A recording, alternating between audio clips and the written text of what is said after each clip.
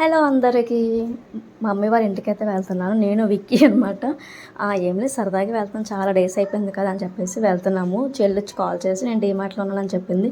సరే మేము కూడా ఊర్వశితకి డీమార్ట్కి అయితే వెళ్ళాము. అక్కడ నుంచి మమ్మీ వాళ్ళ ఇంటికి కలిసి వెళ్ళిపోదామని చెప్పి వెళ్తాను. నేను మాత్రం ఇంటికి ఎప్పుడు వెళ్ళినా సరే డాడీ నా కోసం చాలా స్నాక్స్ అయితే తీసుకొస్తారు. మీ అందరికీ తెలిసి నాకు ప్లమ్ కేక్ అంటే చాలా ఇష్టమని. సో చిన్నప్పటి నుంచి నాకు బాగా ఇష్టం అని చెప్పేసి మా డాడీ ఎక్కువ నేను ఎప్పుడు వచ్చిన సరే నా కోసం తప్పకుండా తీసుకొస్తారు. సో మిగతా బన్స్ ఫ్రూట్స్ వచ్చేసి విక్కీకి అనమాట. అండ్ అలాగే ఇంటికి మనం వెళ్తే మమ్మీ వాళ్ళు బాగా చూసుకుంటారు, ఆ విషయం అందరికీ తెలుసు. సో మా డాడీ కూడా నా కోసం చాలా ఐటమ్స్ చేయించారు, తీసుకొచ్చారు.